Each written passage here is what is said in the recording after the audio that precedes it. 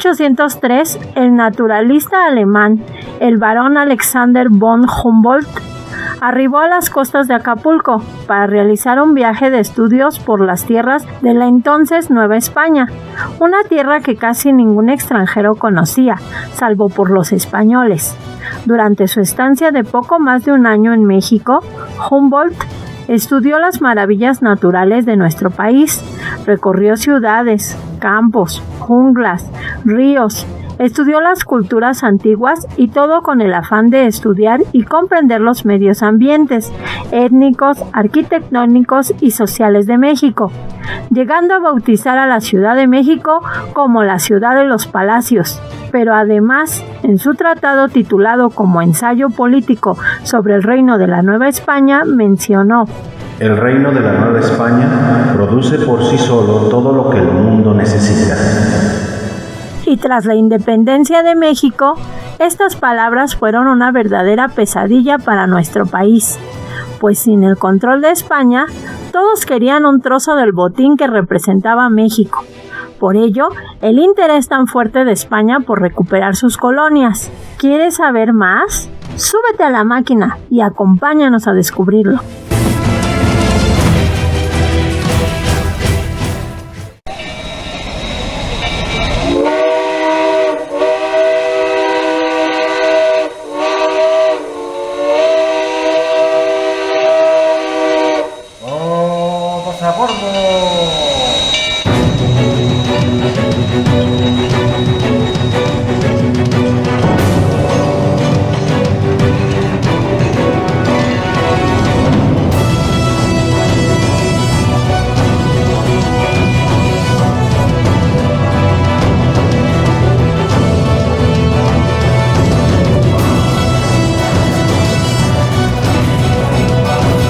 Tema: los primeros años de la vida independiente de México. La expedición de Barradas.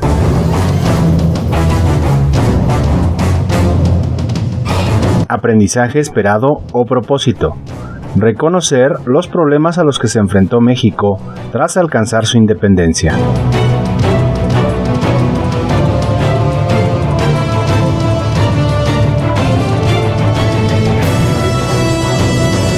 Tras alcanzar la independencia en 1821 y tras el intento fallido de monarquía, México atravesaba por verdaderos problemas, pues aunque la monarquía estaba casi totalmente descartada como forma de gobierno, los ideales políticos seguían divididos entre quienes querían una república federal y quienes querían un gobierno centralista casi monárquico.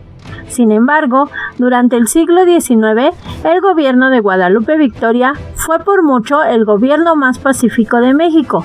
Si bien los últimos combates contra los españoles se dieron entre agosto y noviembre de 1825, logrando tomar San Juan de Ulúa el 23 de noviembre de ese año, los conflictos que enfrentó el primer gobierno de México fueron de índole político.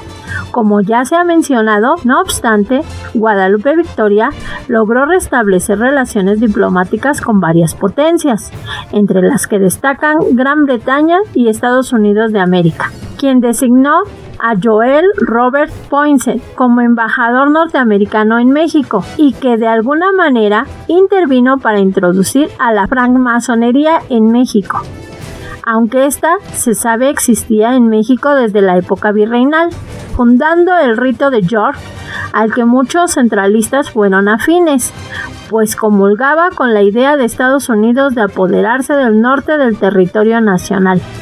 El político Lucas Alamán descubrió estos planes de Poinsett, por lo que el gobierno de Victoria solicitó su destitución en 1829, mas nuestro vecino del norte no quitaría aún el dedo del renglón.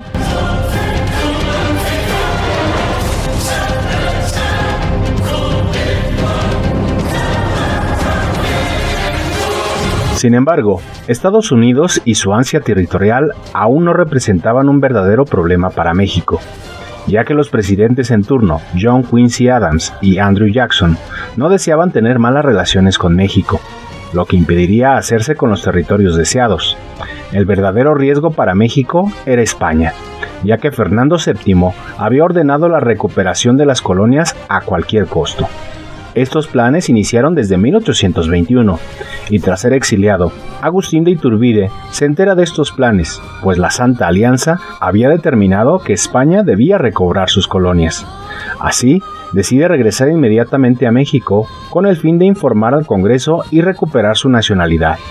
Sin embargo, Iturbide ignoraba la sentencia en su contra de pena de muerte si regresaba. No obstante, desembarca en Soto la Marina, Tamaulipas, el 14 de julio de 1824 y cabalga por las cercanías, donde fue reconocido y apresado el 18 de julio, siéndole informado el decreto que ordenaba su inmediata ejecución. Iturbide argumentó su deseo de servir a la patria y reveló los planes de la Santa Alianza para ayudar a España a reconquistar México, pero no le creyeron. Así que el gobernador del ese entonces recién creado estado de Tamaulipas, bajo la orden del Congreso local, ejecutó la orden del decreto y Agustín de Iturbide fue llevado al paredón el 19 de julio de 1824. Antes de ser fusilado, gritó: «Mexicanos, en el acto mismo de mi muerte, os recomiendo el amor a la patria y observancia de nuestra santa religión.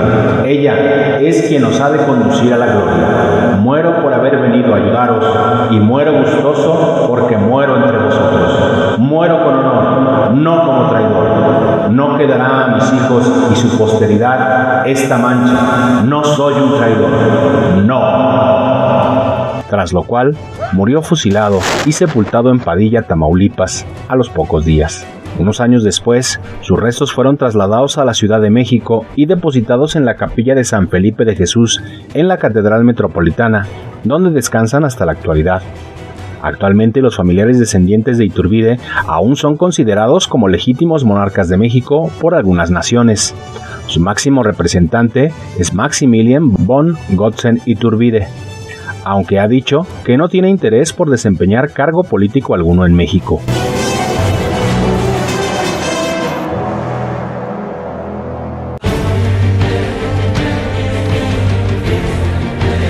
Con el pasar del tiempo, no se hizo realidad la advertencia de Iturbide, y nada parecía indicar que esto pudiera ser verdad. Esto, a pesar de que México contaba con una alta red de espionaje. No obstante, el problema parecía estar solamente en una leve intención, mas no se concretaba ningún plan. Sin embargo, el gobierno de Victoria no dejó que esa advertencia, a pesar de quien había venido, quedara archivada, por lo que derivó las diligencias correspondientes para investigar y estar preparados ante una eventual invasión. El problema se le delegó al siguiente presidente, Vicente Guerrero, quien entró en funciones el 1 de abril de 1829, y de inmediato buscó los medios para repeler un ataque que con el tiempo se veía cada vez más inminente. Durante su breve gobierno, Guerrero impulsó la educación pública y gratuita, y se manifestó contra la esclavitud en el mundo.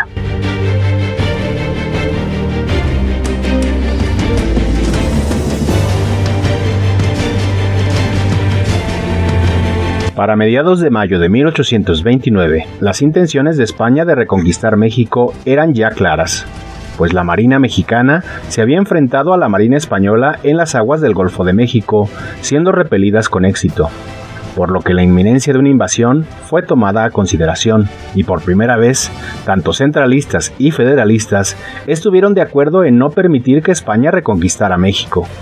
El 2 de junio de 1829, el general brigadier Isidro Barradas arribó a La Habana, el único remanente español aún en poder de la corona. Ahí, los exiliados españoles le hicieron saber a Barradas que supuestamente los mexicanos estaban deseosos de regresar a la monarquía, por lo que Barradas, confiado, anticipó su victoria. Con esto, el 5 de julio se embarcó rumbo a México con cerca de 4,000 soldados, con 15 buques de transporte, 2 fragatas y 2 cañoneras. Sin embargo, 3 días después, un ciclón dispersó la flota, la cual estaba planeada llegar a Veracruz, pero el mal clima los desvió hacia Tamaulipas. El día 14 de julio, solo una fragata y 4 transportes habían llegado al punto de reunión en una isla de Cabo Rojo. Para el día 22 de julio, casi toda la flota había arribado al punto de reunión.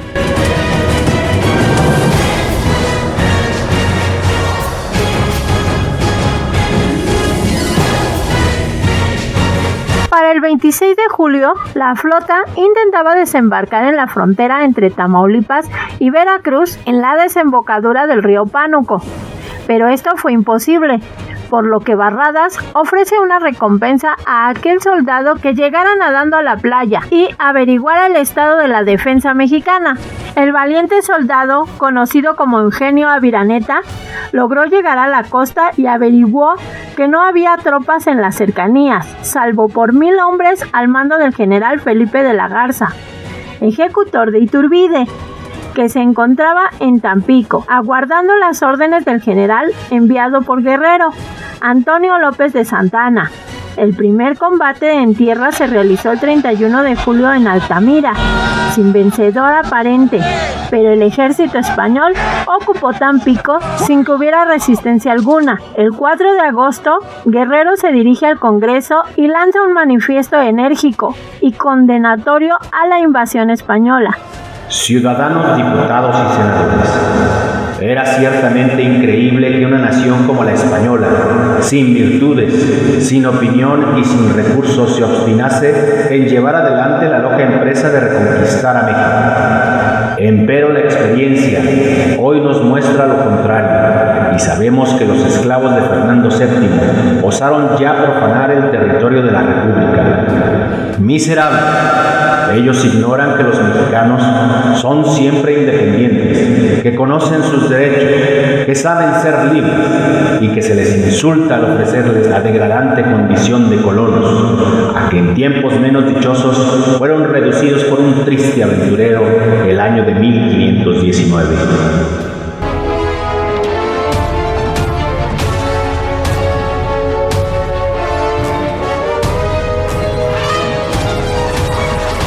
Las fuerzas de Santa Anna, compuestas por 1000 hombres de infantería, 500 de caballería, 4 piezas de artillería, así como una flota de 3 bergantines, 4 goletas y 5 botes artilleros para impedir el paso de las embarcaciones españolas por el Pánuco. La batalla de Tampico inició formalmente el 21 de agosto. Con un ataque nocturno a las posiciones españolas, con quienes combatieron hasta las 2 de la tarde del día siguiente. Los españoles, con la esperanza de que Barradas apoyara con refuerzos, izaron la bandera blanca. Sin embargo, Barradas arribó a Tampico y obligó a retroceder a las tropas mexicanas a Pueblo Viejo, donde tenían su base de operaciones. No obstante, los esfuerzos de Barradas por mantener una superioridad numérica se vieron obstaculizados por una repentina epidemia de disentería y fiebre amarilla entre sus tropas, que sumado a las bajas y heridos de batalla, dejaba solo 600 hombres para defender el fortín de la Barra, que Santa Anna no logró tomar, pero sí ejercer un sitio durante los días 10 y 11 de septiembre, con una fuerza superior de 1200 hombres, obligando a Barradas a capitular el mismo día 11 de septiembre de 1829, terminando así con su intento de reconquista. Barradas se vio obligado a afirmar en la capitulación que España no volvería a tomar las armas contra México, ratificando la independencia de nuestro país ante España. Las tropas españolas fueron devueltas a La Habana en el transcurso de los siguientes 3 meses, pero ahora que las ansias de España por reconquistar México se habían visto detenidas, los problemas internos se volteaban hacia México. Pero eso lo veremos en otro video.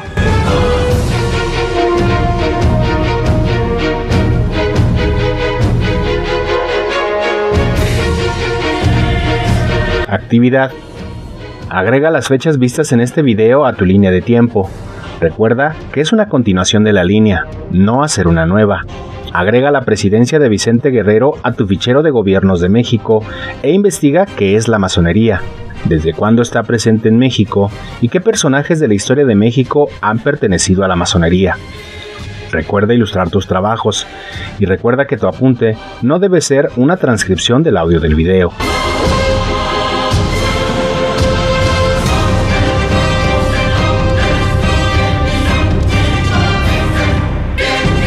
Por último, la respuesta a la pregunta del video pasado, así como la pregunta de esta ocasión.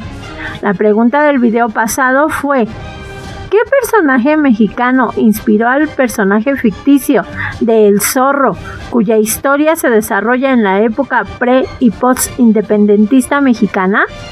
Joaquín Murrieta, también llamado el Robin Hood mexicano, fue un activista y bandolero, cuyo origen difiere en varios estudios, pues se dice que era mexicano y otros que era chileno. Pero sin importar su descendencia, se sabe que vivió en California en la fiebre del oro de mediados del siglo XIX, aunque hay relatos que afirman que vivió en esa zona antes de la independencia de México, robando a los ricos y dando a los pobres. Su historia inspira las aventuras de El Zorro, creadas por el periodista y escritor estadounidense Johnston Macaulay. Como dato curioso, en la película de La Máscara del Zorro de 1998 aparece un personaje con el nombre de Joaquín Murrieta. La pregunta de esta ocasión es: ¿cuál era el nombre del espía mexicano encargado de vigilar los movimientos de Iturbide en Europa?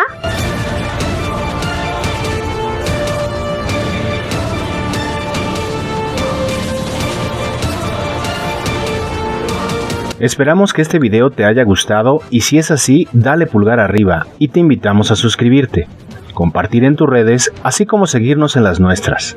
Los enlaces se encuentran en la descripción del video. Dale a la campanita para recibir notificaciones de cuando subimos nuevos videos.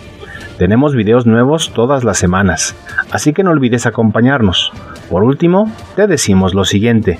Nos vemos en el camino de la máquina de la historia. Hasta luego.